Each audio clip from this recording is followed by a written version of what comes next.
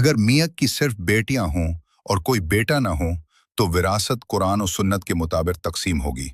इसकी चंद सूरतें हैं। एक, अगर सिर्फ एक बेटी हो तो उसे कुल जायदाद का आधा, एक बेटा दो हिस्सा मिलेगा।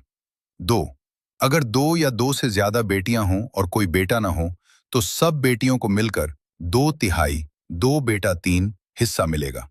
यह हिस्सा सब बेटियों में बराबर तकसीम होगा। कुरान में अल्लाह ताला फरमाते हैं, अगर सिर्फ लड़कियां हों और दो या दो से ज्यादा हों तो उनके लिए तरके का दो तिहाई हिस्सा है।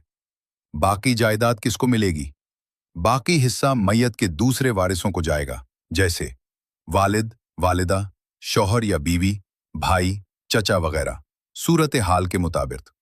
मिसाल, अगर एक शख्स फौत हो जाए, तीन बेटियां हों, कोई बेटा ना हो, वालदैन भी ना हो, बीवी मौजूद हो, तो बीवी को एक बेटा आठ हिस्सा मिलेगा। तीनों बेटियों को मिलकर दो बेटा तीन हिस्सा मिलेगा।